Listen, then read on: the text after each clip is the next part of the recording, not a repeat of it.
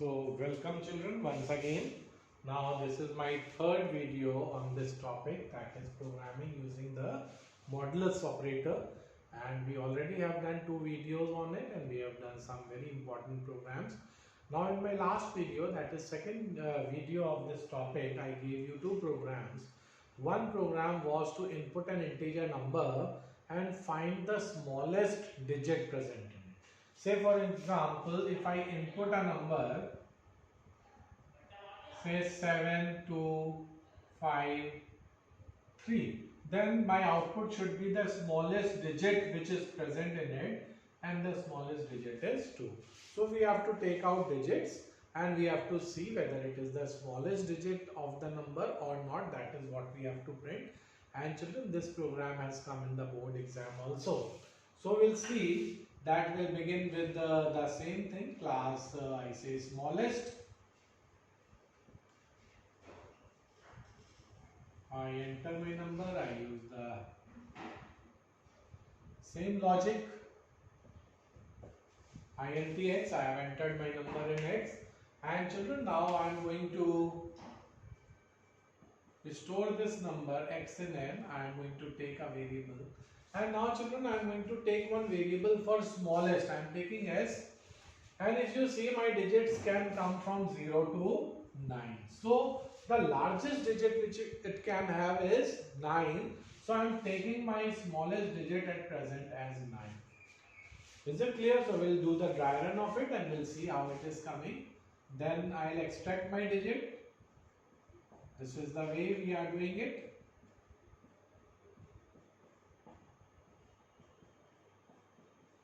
So by these two statements we have extracted a digit.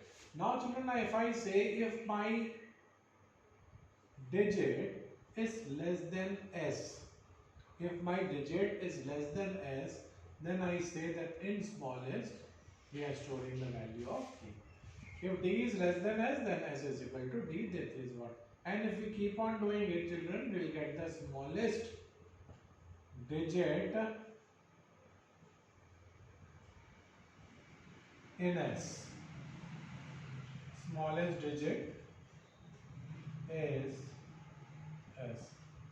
Now children, we'll just make a dry run of this program and we'll see we have a number called 7253.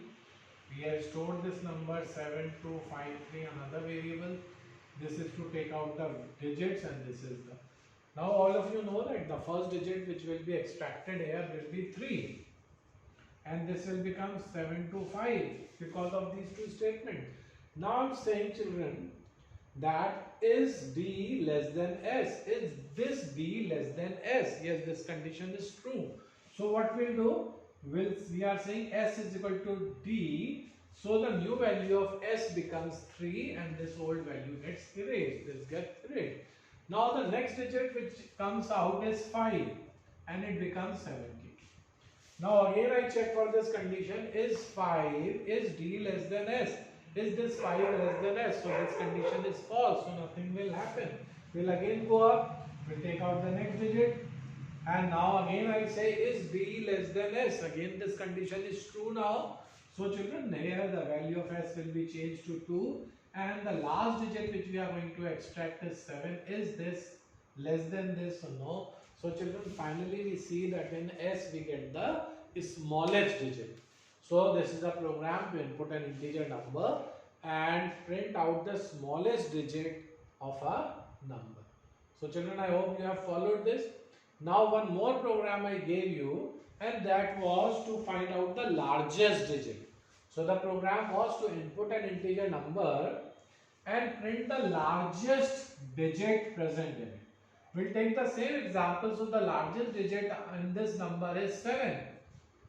So children, for finding out the largest digit, the program is almost the same.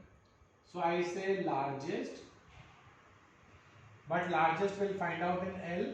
And children, here I am taking my smallest digit as the largest digit initially. So my digits can come from 0 to 9. So I have taken my smallest digit as 1. And here children, the program is same, but I am checking for the condition if by this d is greater than s. So here I am checking for greater than. So I'll print over here that my largest digit is L. So children, here I have just made few changes in the program, and with that changes I am able to get my largest number. So children, again we'll see my number is 7253. In n I have stored the same number. I have taken one variable and I have taken one variable s as 0 and d as 0. So the first digit which will be extracted will be this 3. So I say, is 3 greater than s? Yes, it is greater than s. So s will become 3 and the previous value will be erased. Then for the next time, the next digit, that is 5, will be extracted. And again I say, is d greater than s? Is 5 greater than s? Yes, it is greater than s. So 5 will be changed and this 3 will be erased. Next digit which will be extracted will be 2. Again I check over here, is 2 greater than s? So this condition is false. So this exchange of variable value will not take place. And my last digit which comes out is 7. So I check, is 7 greater than 5? Yes. So the new value of s becomes, sorry children, it is not s, I have taken it as L. Sorry. So now you see that the value of, here I check for L.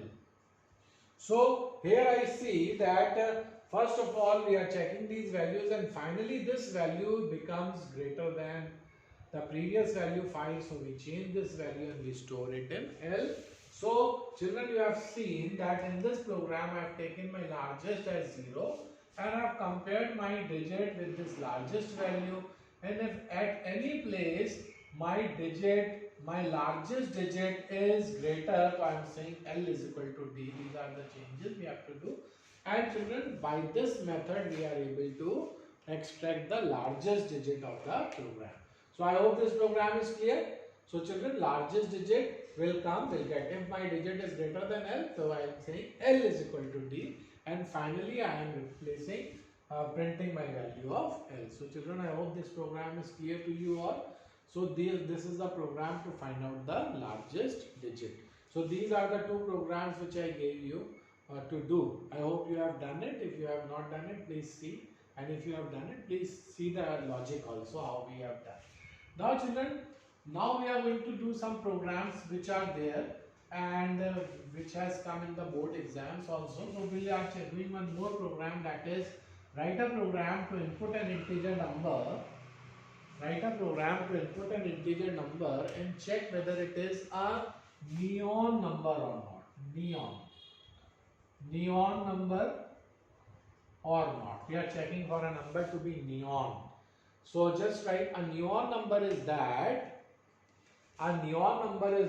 which is equal to the sum of the digits of its square. Say children, if I enter a number 9, then the square of 9 will be 81, and if I add the digits of 81, 8 plus 1, it comes out to be 91.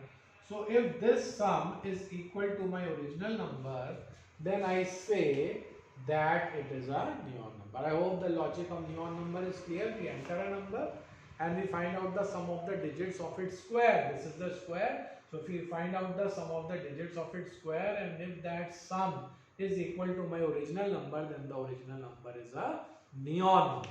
So children, we'll just do this program. So class neon,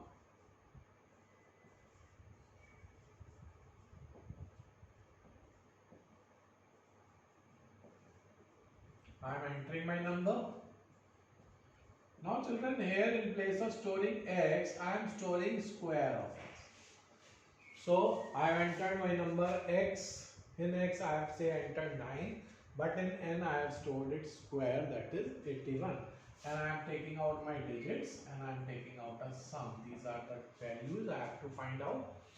And now I will extract my digits with the same method. If my n is greater than 0, so d is equal to n modulus 10, and n is equal to n by 10, and I say s is equal to s plus d. So children, since n is a square of a number, we have found out the sum of the digits of the square.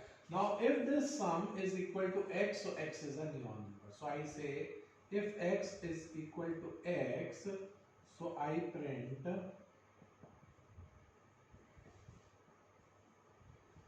X is a neon number and else I print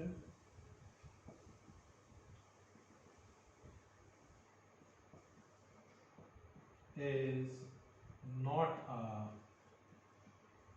neon number. So children, I hope this program is clear. We have found out the sum, but we have found out the sum of the square of the digits. And if the sum of the square of the digits is equal to my original number, then the original number is a neon number. So children, this program, please write it down. Now we'll move on to the next program. Now children, we will be doing some programs of the board exam. Now in the board exam, we'll be first starting with 2019. If you have the board papers with you, you can just refer to the board paper. So this is a question, this question has come in the board paper, and it is a TEC number has even number of digits. So it is talking about one number called TEC number, and we'll just understand this program before doing it. So children, it is a better practice that whenever you get a program, you have to first understand that program and then only you proceed with the solution of that program. So it is saying a TEC number has even number of digits, and if it is split into two halves, then the square of the sum of these halves is equal to the number itself. So write a program to generate all 4 digits prior TEC number. So it is asking us to find out a TEC number, and it is saying that TEC number has even number of digits, but it is asking us to find out all the TEC numbers of 4 digits, and I just think children 4 digit numbers are from 1000 to 9999. Now it has given us an example. It's saying suppose we have a number called 3025. So children, it is asking you to find out the sum of the halves of 2 is this. So he is saying that you 30 plus 25, these are the two halves. If you sum them and you find out the square. So if you sum these numbers, it comes out to be 55 and it is square. So if you find out this number, it is coming out to be the same number. This is a TEC number. And if this condition is not coming true, then it is not a TEC number. So children, this is the program. So the program is to find out the TEC number. This is question number 9 of 2019. So the program is asking us to print all the TEC numbers of 4 digits. That is to print all the TEC numbers from 1000 to 9999. And the condition is you have to divide that number into two halves. This is first half 30. This is the second half 25. You have to add these two halves and then you have to square them. So by adding it comes to be 55 and the square of that number is 32. So this number, if it is equal to the original number, then my original number is a TEC number. So children, this we'll see. So class TEC and public void main. So children, we'll see. We'll first generate. We'll see the variables which will come later. So first of all, I am generating my numbers from 1000 to 9999 and n plus plus. So children, you can see that in n I will get first 1000, then 1001, 1002, and this program or this loop will continue from 1000 to 1000 to 9999. Now children, I am taking out these two halves. This I am calling it as A and this I am calling it as B. Is it clear? So to find out A, what I am doing, I am saying int A is equal to this number divided by 100. And to find out B, I am saying B is equal to n modulus 100. So if I do these two things, I will get both these halves. and we'll see how we are getting. Now in the third step, it is asking us to find out the sum of these two halves, so a plus b. And in the next step, it is asking us to find the square. So SQ is equal to S into S. So this is the square. This is the first half. This is the second half of the number. This is A, this is B. Here I have added both these numbers. So this I have calculated in S. And square, this square I am calculating in S. And now children, what I have to do, if this SQ is equal to my original number, which is N. So I print it. It is asking us to print the number. So we just print that number. Print number is N. And this loop is going to print all the TeX numbers. So we'll just see it by doing it. Now children, we have a number. Say first, initially we have this number. Say 3. We are just checking for this number only. A, B, and S and SQ. These are the variables. Now children, you divide this number by 100. You get 30.25. Since this is an integer number and this is an integer number, so you will get only 30, as I have told you before. And integer divided by integer gives you an integer answer. Now children, you divide this number by 100 and you see what is the remainder. So if you divide this number, say I am dividing this number 3025 by 100. So it is going 3 times, that is 300, 2 and 5. So children, the remainder is coming out to be 25. So this way we can find out the remainder also, or the next part of it. So by doing this, I am able to extract 2 digits from a number. By dividing it by 10, we were getting 1 digit, and by dividing it by 100, we are getting 2 digits from the right side. Now children, next is we have to add a plus b. A plus b is 55. And we have to square this number, which is coming out to be this number. So these are the steps which I have done. And if my square is equal to my original number, which is in N, I am printing it. So children, this is a simple program, but a little bit logic was required. So this program has come in the board exam in 2019. In 20, we did not had the paper for computer. So this is the last paper from the board where we got this program. And this program is called the TeX number. So it is asking you to print the number, so it is not checking for the number, so we are printing the number. So all TeX numbers will get displayed. And if you want to write a message, you can just write this message above the loop and you can say TeX numbers. So children, this message will come over here, TeX numbers, as it is before the loop. And children, all the TeX numbers will get printed one after the other amongst the first 4-digit number. That is from 1000 to 9000. So I hope this program is clear to you. So children, this program is on TeX number. Now we'll do one more program based on the same logic, and this is called a special 2-digit number. This program also has come in the board exam, and one more program I have done, that is special number. That is a different program. That is the sum of the factorial of all the digits. But this is a special 2-digit special number. So the board has asked us 2-digit special number. 2-digit special number. I'll just let you know which year it has come. So children, this program on special number has come on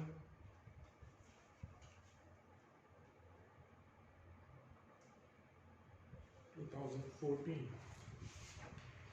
So these are the board papers which I have, and we are doing some programs from this board paper.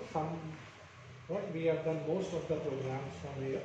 So in 2014 this program has come. It says like this: a special 2-digit number is such that when the sum of its digits is added to the product of its digits, when the sum of the digits is added to the product of the digits, the result is equal to the original 2-digit number. So if for example we'll consider this number, say I input a number as 59.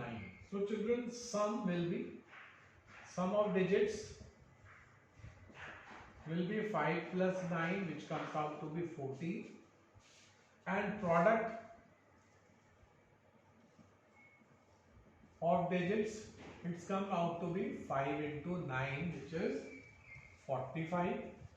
And children, sum of both these, of sum of digits and product of digits, which is 14 plus 45, this is 59. If this is equal to the original number, then the original number is said to be a special number.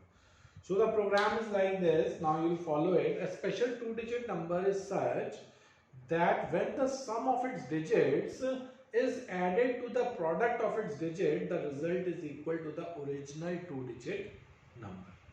And this example is given. Now it is asking us to write a program to accept a two-digit number. So we have to input only a two-digit number, add the sum of its digits to the product of its digits. If the value is equal to the number, output the message special two-digit number. Otherwise, output the message not a special two-digit number. So even the message to be displayed is given in the question. So children, there are few things which it is asking us to do, and the first thing we have to input a number. So class, we can say check. I'm not confusing it with special number. And children, I am here entering my number, say in n. I don't have to replace it, but I have to check whether if n is less than 10, or if my n is less than, I can say 10, yes 10, and if my n is greater than say it should be from 10 to 20, if it is 10 to 99. So these are the two digits. So if my number is less than 10, it will be one digit number, and if my number will be more than 99, then also it will be not a two digit number. So I print a message. This is a condition for invalid entry. So here I will say invalid entry, and children, I will finish my program, but in else I am going to do my program. Is it clear, children? Now here again I will say number 59. So in A I am going to extract 5, and in B I am going to extract 9. So how can we extract this? int A is equal to n modulus 10. I will get this number. And int B is equal to n modulus 10. I will get the right side digit. And it is asking us to first find the sum. So I say S1 is equal to A plus B. It is asking us to find the product. So I say A into B. Then again it is asking us to add both these. So I am saying if S2 is equal to S1 plus B. So I have added the sum of the digits and the product of the digits. So I have done this. Now after this, children, if I say if this sum is equal to my number n, so I print the message, and this message is written in the question paper. It is written special two-digit number. This is the message given, special two-digit number, and if this condition is false, it is saying to print not a special two-digit number. So it is saying not a special two-digit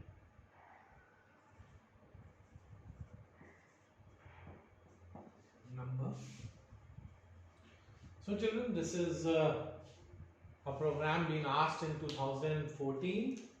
So please do this program, and children, this is the program which must be clear to you. So it is these programs which we are doing, children, they are based on digits. But children, in 1 year, another program has come in 2018, and we'll see that program. Since we are going to follow a different logic in it, and this is on Pronic number. So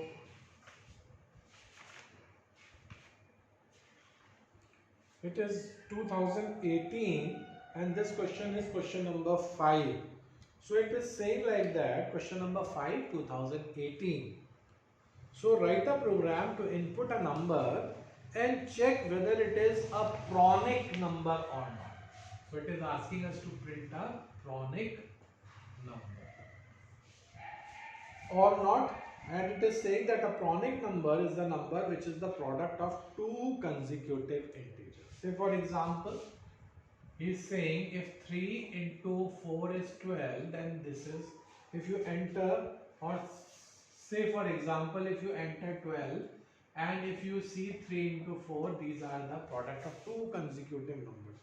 Then the next example it is saying is 20, and 24 into 5 is making this 20, so 20 is a Pronic number. Then it has given you another example, 42, and 6 into 7 is 42. So it is asking us to print an integer number, and if the sum product of two consecutive integers is equal to this number, then this number is a Pronic number.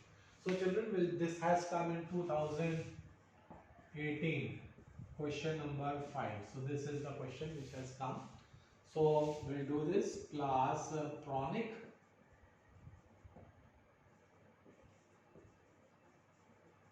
public void main. Here is the number which I have entered. Now children, I am just taking one variable called f as 0. I'll let you know why I have used this. Now children, I am running my loop from 1 to less than this number.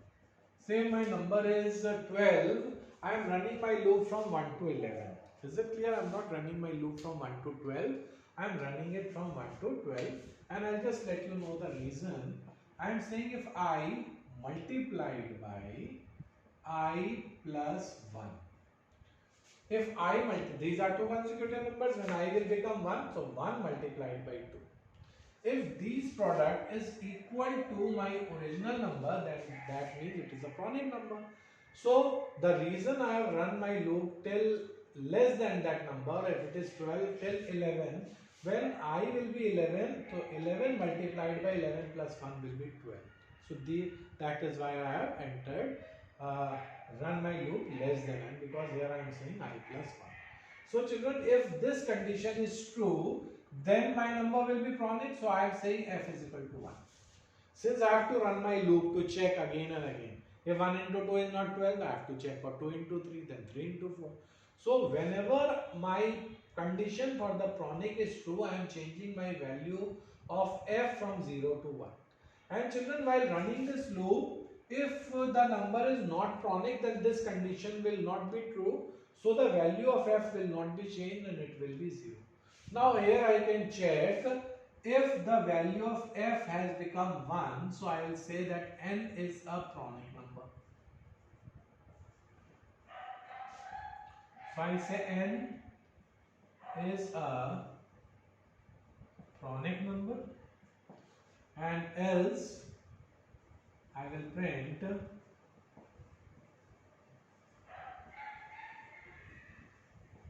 n is not a Pronic. So children, this is an important program has come in the board. So you must know the logic. Now you will be thinking why I have used this. This f is called as a flag variable. The moment my condition for Pronic becomes true, I have changed my value of f from 0 to 1. Is it clear? And if it is not true, then f will become 0, and there will be, if the number will not be Pronic, f will remain 0. So if f is 1, then I am saying that it is Pronic number, and if f remains 0, then we will print that it is not a Pronic number.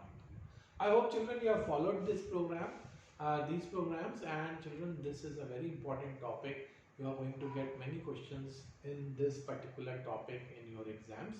And now here we are winding up this topic, but we can do more programs. You just attempt some programs from your book, and we'll continue with the next topic in the next video, and that is very important topic. Please do see that video also. Thank you very much.